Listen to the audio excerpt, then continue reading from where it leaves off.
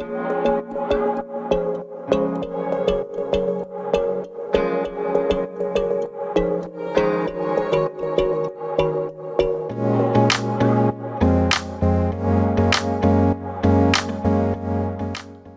we're going to do now is talk about how to debrief your team assessment report.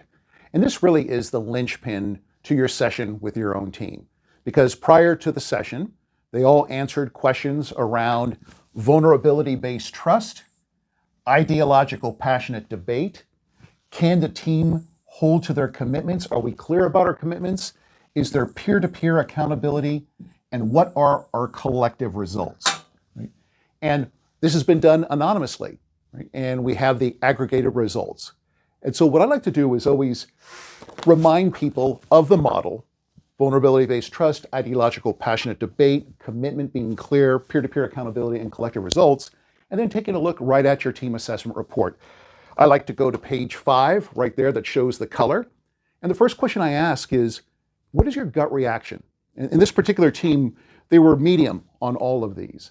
And I'll ask, saying, hey, was there a color that was too generous? Or maybe there was something that wasn't as clear and something should have been green. But I like to get that gut reaction. Right? Then we go through, and not page by page, because this is a large document. Right? What we want people to do is to comment. First thing I like to call out are what we call strongest areas. Right? These are where the teams scored green across the board. In this particular example, they said, team members are quick to point out the contributions and achievements of others, right? We value collective success more than individual achievement, right? And I can support a group decision even though I initially disagreed. Right? I like to ask a couple of questions and ask the team, what were you thinking when you collectively answered this very high? To just give it some validation. Right?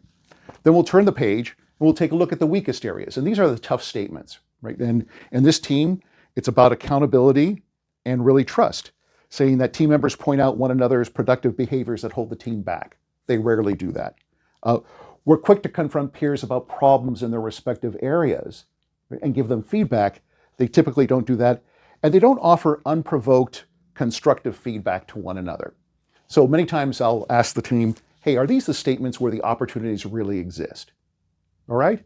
So with that, you've covered the best with some examples. Let's validate this. There are other statements in here that show key areas of difference where the team ranked across the board. So on this particular example, all team members are held to the same high standards. 5 said almost always, 1 said almost never, 1 rarely, 2 sometimes, and 1 usually. They're across the board. There's no right or wrong here, but for those types of statements, people are experiencing the team in very different ways.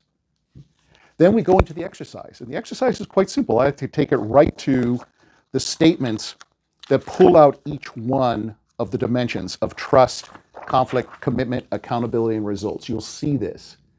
And let's reflect a little bit on it. I like to give the team about a good half hour. They can take a look at all the pages that have those statements and pick out 3 focus areas. The temptation is always to go with the reds, right? And on this one here, team members acknowledge their weaknesses to one another, right? That might be a focus area that the team is going to be intentional about really working on, right? But many times, something that's in yellow. For example, the team that I led at Kaiser, we sometimes would end meetings with clarity. So that was yellow. But then I thought, if every time we got together, we ended meetings with clarity and made that green, that would cascade out through the rest of the different types of team cohesion. Okay, so that's the exercise. You let them go, have them come on back. If it's groups, let's say you break up the team into groups of 4, come on back, have them list out their focus areas, and then identify 3, 4 at most. Put it in the playbook. That's what you'll be intentional about, because about 2 quarters out, you'll run what's called the comparison assessment and see where the team moved on any one of those dimensions.